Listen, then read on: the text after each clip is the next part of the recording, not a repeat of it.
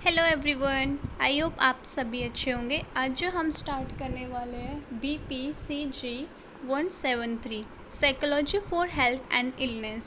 आज हमारा इस चैप्टर का लास्ट यूनिट हम कवर करने वाले हैं, unit 12 prevention management and intervention.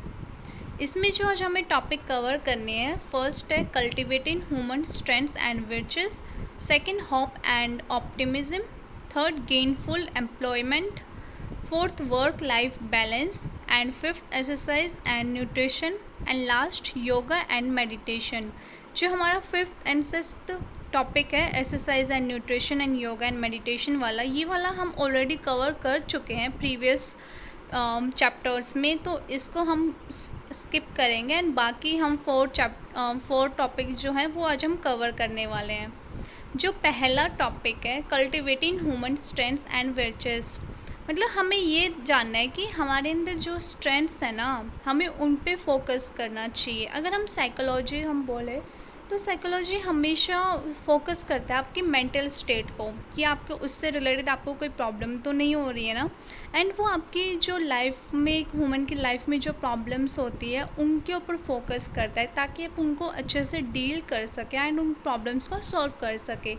अगर हम WHO के अकॉर्डिंग अगर हम देखें तो एक ऐसा स्टेट, इंडिविजुअल को एक ऐसा स्टेट होता है जहाँ पे वो वेलबींग, मतलब वो हमेशा हेल्दी एंड खुश रहता है।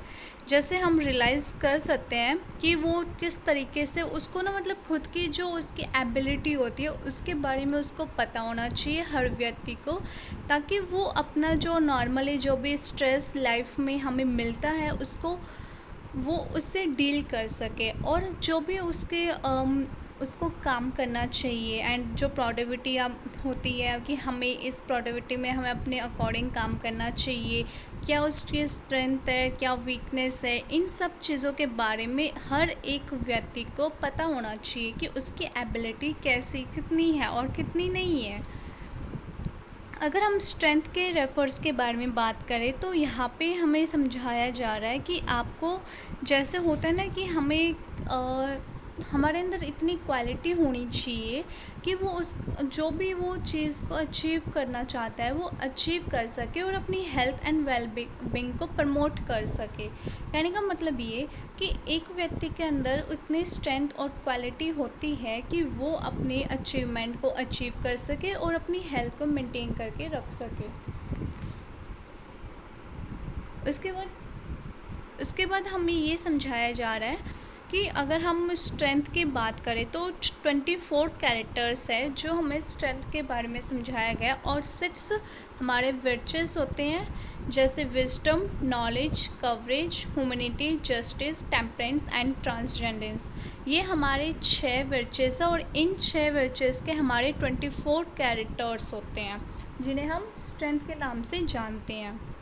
ऐसे और भी बहुत सारे स्टडीज़ किए गए हैं, बहुत अलग अलग लोगों ने, आज के प्रेजेंट में भी हमें बहुत सारी डिटेल्स बताई गई है कि स्ट्रेंथ हमारे किस किस कैरेक्टर्स में होते हैं, एंड पहले के भी बताए गए हैं। तो वो ओवरऑल इन सब का यही मीनिंग है कि आपको मतलब अपनी स्ट्रेंथ के बारे में पता होना चाहिए कि आपकी स्ट्रेंथ क्वालिटी या आपकी वीकनेस क्या है, जिससे आप अपनी हेल्थ एंड वेलबींग को मेंटेन करके रख सकें। तो ये था हमारा पहला टॉपिक। अब दूसरा टॉपिक आता है होप एंड ऑप्टिमिज्म। तो अगर हम देखें ओवरऑल जो लेवल होता है ऑप्टिमिज्म का एंड पेसिमिज्म का, ये हमारे मतलब लोगों के ऊपर देखा जाता है कि जो लोग मतलब ऑप्टिमिस्ट होते हैं वो हमेशा पॉजिटिव व्यू लेके आते हैं, वो कैसे भी सिचुएशन हो, चाहे वो पॉजिटिव हो या नेगेटिव हो, वो नेगेटिव सिचुएशन में भी ना कुछ पॉजिटिव निकाल के अपने आप को खुश रखते हैं। क्योंकि उनका ये रहता है कि वो हमेशा मतलब ये सोचते हैं कि जो हो गया सो हो गया, उस नेगेटिव चीज़ में से भी कुछ ना कुछ पॉजिटिव चीज़ें निकालने की कोशिश करते हैं, ताकि वो अपनी लाइफ को अच्छे से और बेटर तरीके से जी सके, लाइक अपनी हेल्थ को भी अच्छे से रखे, मेंटली एंड फिजिकली स्टेट पे उनको कोई भी प्रॉब्लम ना हो। इसी वजह से वो हर सिचुएशन को एक पॉजिटिव व्यू से देखते हैं। अगर हम पर्सनल कंट्रोल और पर्सनल क्वेश्चंस के बारे में बात करें तो इसमें क्या होता है कि हमारी फीलिंग्स को जनरेट मतलब ऑर्गेनाइज किया जाता है, जैसे कि हमारी लाइफ है, ठीक है, हम क्या करते हैं कि हम अपनी लाइफ से रिलेटेड जो भी हम काम करते हैं वो हम अपनी फीलिंग्स के अकॉर्डिंग करते हैं कि इस काम को लेके शायद मेरे को गट फीलिंग आ रही है कि मैं कर सकता हूँ, या मुझे पता है ये मैं कर सकता हूँ। तो ये सारी जो चीज़ें होती हैं ये रिलेट करती हैं हमारे वेलबींग से, कि हमें कुछ चीज़ों पे हमें अपना कंट्रोल भी रखना चाहिए कि अगर हम ये काम करेंगे तो ये काम मेरे बस की बात नहीं है तो मुझे नहीं करना चाहिए। तो इस चीज़ पे हमें कंट्रोल रखना चाहिए एंड हमें पता होना चाहिए। फिर आता है पॉजिटिव इन्फ्लुएंस। पॉजिटिव इन्फ्लुएंस क्या होता है कि वो हमें बताता है कि हमें किस चीज़ से हमें प्रोटेक्ट होना चाहिए एंड किस चीज़ से, मतलब जैसे भी हमारे अंदर फीलिंग आती है कि हम हेल्पलेस फील कर रहे हैं या जो नेगेटिव इंफॉर्मेशन हमें मिल रही है उसको मैनेज करने में हमारी हेल्प करता है। इससे क्या होता है कि हमें ना पता चल जाता है कि जैसे ये चीज़ हमारे लिए ठीक नहीं है तो हम इसको कैसे प्रोटेक्ट, इस चीज़ से हमें कैसे प्रोटेक्ट कर सकते हैं हम खुद को। तो ये स्ट्रेंथ हमारे लिए बहुत इंपॉर्टेंट है। ये था हमारा पर्सनल कंट्रोल और पॉजिटिव इल्यूशन। अब इसमें क्या आता है कि कुछ ऑप्टिमिज्म के अप्रोचेज़ हैं। जैसे पहला डिस्पोजिशनल ऑप्टिमिज्म। इसमें क्या है कि views optimism a broad personality trait which refer to having a positive future outlook that good things will happen. हाँ, तो इसमें हमें बताया गया है कि जैसे हम देख सकते हैं हमारी जैसे मतलब पर्सनालिटी के अकॉर्डिंग हम देख सकते हैं कि हमारा जो फ्यूचर है वो कैसा होने वाला है। हम मतलब सोचते हैं ना कि यार अगर हम अभी कुछ नहीं कर रहे हैं तो आई थिंक हमारा फ्यूचर अच्छा नहीं होगा। मतलब हम खुद को रेगुलेट कर सकते हैं अब अच्छे मतलब जो स्ट्रेटजीज़ होती हैं उनको यूज़ करके हम जो नेगेटिव इमोशंस या फीलिंग आ रही है उनको हम कम कर सके हैं। जो भी हमारा अचीवमेंट है या फिर जो हमारा गोल होता है उसमें जो जो डिफ़िकल्टीज़ हमें आती है हम उनको फेस करने के लिए रेडी हो जाते हैं जब हमारा एक पॉजिटिव व्यू रहता है फ्यूचर को देखने का। तो ये चीज़ एक इम्पॉर्टेंट है जिसमें हमारा डिस्पोजिशनल ऑप्टिमाइजिंग हमारा व्यू बहुत इंपॉर्टेंट रोल प्ले करता है। सेकंड आता है ऑप्टिमिस्ट एक्सप्लेनेशनरी स्टाइल। अब इस अप्रोच में क्या है कि हम किस तरीके से हम एक्सप्लेन कर सकते हैं अपने नेगेटिव इवेंट्स को और वहाँ से वापस आ सकते हैं। जैसे हम बोल सकते हैं कि जैसे ये नेगेटिव सिचुएशन मेरे लिए बहुत ज़्यादा डेंजर है, तो हम वहाँ से उस सिचुएशन से कैसे बाहर निकल के आएंगे ये बहुत इम्पोर्टेंट रोल प्ले करता है। हम जैसे भी कुछ भी ऐसा व्यू आता है या ऐसे सिचुएशन आती है तो ये हमारे ऊपर डिपेंड होता है कि हम किस तरीके से उसे कॉप कर सकते हैं एंड फिर उसको हम किस तरीके से देख रहे हैं, हमारा नज़रिया क्या है उसको देखने का।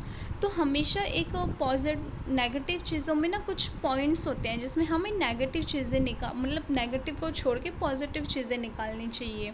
तो ये था हमारे ऑप्टिमिज़म के दो अप्रोचेस जिससे हमें काफ़ी हेल्प मिलती है नेगेटिव इवेंट्स को छुटकारा पाने के लिए, मतलब उनको अवॉइड करने के लिए और वहाँ से चीज़ों को बाद में निकल के आने के लिए। अब आता है होप थ्योरी। अब होप से तो समझ आते हैं कि हम ना होप करते हैं, उम्मीद होती है हमें कि हाँ शायद ये करने के बाद मेरा पॉजिटिव रिज़ल्ट निकल के आता है। तो होप ही हमारे एक पॉजिटिव फीलिंग लेके आता है। इसके कुछ दो एक्सेप्ट्स हैं, जैसे the ability to plan pathway to desire goal despite optimism. जैसे कि हमारे अंदर एबिलिटी होती है कि हम एक गोल को सेट करते हैं, उसको डिज़ायर होती है हमारे अंदर कि हमें ये गोल अचीव करना ही है, तो वो अंदर हमारी एबिलिटी और हम प्लान करते हैं according step by step and उस डिज़ायर को जो भी हमारा गोल होता है उसको अचीव करने की कोशिश करते हैं। सेकंड, एजेंसी और motivation to use this pathway. हम जैसे जो भी हम एक प्लान सेट करते हैं तो उसके अकॉर्डिंग जो भी हमें गोल अचीव करना होता है तो हम कुछ ना कुछ मोटिवेशन हमें किसी ना किसी चीज़ से मिलती रहती है। जैसे हम अगर बोले तो हमें कोई गोल अचीव करना है तो हमारे पेरेंट्स से हमें बहुत ज़्यादा मोटिवेशन मिलती है, क्योंकि हमारे पेरेंट्स हमारे लिए बहुत कुछ सेक्रीफाइस करते हैं। तो वहाँ से ये होप, जो उम्मीद होती है ना कि हाँ ये उम्मीद है कि मैं कर लूँगी, तो वो उम्मीद हमेशा एक पॉजिटिव फीलिंग लेके आती है हमारे अंदर।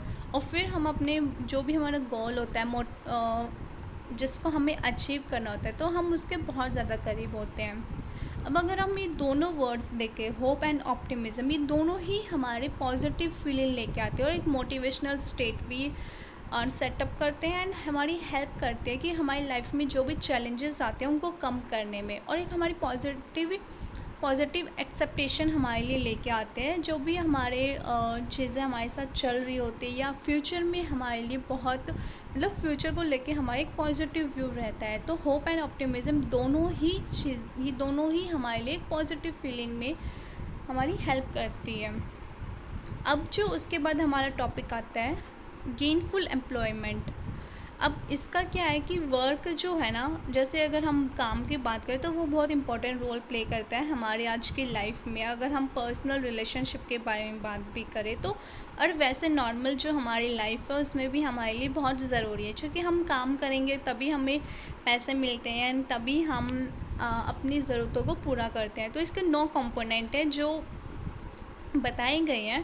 पहला happiness and satisfaction out of the work, second positive engagement, third income for family and self, variety in work, performing well and meeting goals, safe work environment, respect and appreciate for diversity at work, companionship and loyalty at work, a sense of purpose in doing the work. ये हमारे 9 component है जो हमारी help करते हैं कि हम अपनी जो रिलेशनशिप्स हैं या फिर हमें कैसे खुश रहना चाहिए, कैसे हमारी जो इनकम है फैमिली के लिए या हमारे लिए, इसमें हम कैसे सेटिस्फाइड रहते हैं, हम कैसे काम करते हैं, एनवायरनमेंट में कैसे रहते हैं, ये सारे कंपोनेंट्स हमारी हेल्प करते हैं कि पॉजिटिव व्यू हमारे अंदर आता है।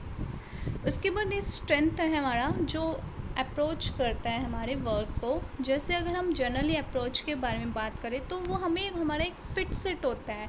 फिट सेट एक मॉडल है जिसको यहाँ पे समझाया गया है एम्प्लॉयमेंट सेक्टर के अकॉर्डिंग, कि ये फोकस कराता है कि हमें किस तरीके से इम्प्रूव करना चाहिए, जो भी ऑर्गेनाइजेशन या कंपनी के जो भी रिक्वायर होती है उसके अकॉर्डिंग हमें किस तरीके से इम्प्रूवमेंट लाना चाहिए, क्या क्या काम करना चाहिए, कैसे चीज़ों का ध्यान रखना चाहिए। जैसे हमें आइडेंटिफाई करते रहना चाहिए कि हमारी स्ट्रेंथ क्या है, या एम्प्लॉय की जो स्ट्रेंथ होती है उनको हमें आइडेंटिफाई करना चाहिए, उनको हमें इंटीग्रेट करना चाहिए कि जो स्टूडेंट्स है या जो भी स्टूडेंट्स हो गए या एम्प्लॉय हो गए, जो भी टैलेंट है उनके सेल्फ़ इमेज को हमें मेंटेन करके रखना चाहिए, क्योंकि उनको हर चीज़ से रिलेटेड हमें अवेयर करवाते रहना चाहिए। एंड उसके बाद कुछ जो अभी जैसे किसी को जो भी सक्सेस होते हैं अपनी अचीवमेंट में लेके, जैसे उनको गोल होता है वो अगर वो उसको अचीव कर लेते हैं तो उसके बाद हमें उनको ये समझाना चाहिए कि ये आपकी स्ट्रेंथ है, आप इसके अकॉर्डिंग आप अपने जो गोल है उसको अचीव कर सकते हो। तो ये भी हमें इस चीज़ के ऊपर भी हमें फोकस करना चाहिए कि एक एम्प्लॉय की या एक इंसान की खुद की स्ट्रेंथ क्या है, कि ताकि वो अपने जो उसकी जो सक्सेस के जो होते हैं ना सीढ़ियाँ चढ़ने की, बहुत जल्दी वो उस चीज़ पे पहुंच जाता है, अपनी सक्सेस हासिल कर लेता है। उसके बाद हमारा लास्ट आता है work life balance. Work life balance का क्या है कि अगर हम प्रेजेंट जनरेशन के अकॉर्डिंग देखें तो आज के टाइम पे सबको बहुत सारी चीज़ों को फेस करना पड़ता है, वो मेंटेन नहीं कर पाते अपनी personal life and professional life को। इसका इम्पैक्ट उनके नेगेटिव हेल्थ पे और लोगों के ऊपर जाके पड़ता है। अगर हम देख ही सकते हैं कि हेल्थ एंड वेलबींग पर बहुत ज़्यादा नेगेटिव इफेक्ट पड़ता है, क्योंकि वो अपनी पर्सनल एंड प्रोफेशनल लाइफ को लेके बहुत ज़्यादा डिस्टर्ब रहते हैं। अगर हम इसका कॉन्सेप्ट देखें वर्क लाइफ का, तो इसका क्या है कि हम जो बैलेंस होता है ना, कि हम अपनी वर्क लाइफ को और इन पर्सनल लाइफ को कैसे हम उनकी जो एक्टिविटीज़ होती है उनको हम कैसे बैलेंस करके रखें, ये हमारे लिए बहुत इम्पॉर्टेंट हो जाता है कि हमें इन दोनों को हमें मेंटेन करके रखना चाहिए। कैसे कैसे हमें किस टाइम पे हमें अपनी पर्सनल लाइफ को लेके आना चाहिए, कब हमें अपनी प्रोफेशनल लाइफ को लेके आना चाहिए। तो ये चीज़ हमारे लिए बहुत ज़रूरी हो जाता है, और ये चीज़ हमारे लिए बहुत ज़रूरी हो जाता है कि हम मेंटेन करके रखें अपनी हेल्दी वर्क लाइफ को, उसको कैसे बैलेंस करना है। उनके लिए हमें ज़रूरी है कि हम हमेशा फिट रहे, और मल्टी जो हम रोल प्ले करते हैं, एक व्यक्ति जो अपनी लाइफ में बहुत सारे रोल प्ले करता है, तो उसको कैसे उसको मैनेज करके रखना है, उसको कैसे बैलेंस करके रखना है, उसकी प्रायोरिटी कौन कौन सी होती है, ये उसके लिए जानना ज़रूरी हो जाता है कि पर्सनल एंड प्रोफेशनल लेवल पे उसके कौन कौन से प्रायोरिटी है, ये समझना उसके लिए बहुत ज़रूरी हो जाता है, ताकि वो अपनी वर्क लाइफ को किस तरीके से बैलेंस करना है वो उसको फिर पता चल जाता है। एंड उसके बाद हमारा जो लास्ट टॉपिक था exercise and nutrition and yoga and meditation, हम ये ऑलरेडी कवर कर चुके हैं प्रीवियस चैप्टर्स में। तो आज के लिए इतना ही था एंड आई होप आपको सब समझ में आ गया। अगर फिर भी आपको कोई भी चैप्टर में या कोई भी टॉपिक में अगर आपको डाउट होता है तो आप मुझे कमेंट करके बता सकते हैं। आज हमारी शाम तक हमारे पास टाइम है तो हम वो भी कवर कर लेंगे।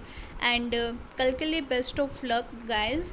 आई होप आप सबका अच्छा एग्ज़ाम जाए एंड कमेंट करके ज़रूर बताना आप सबका एग्ज़ाम कैसा जाएगा। एंड आज के लिए इतना ही। Thank you and bye bye.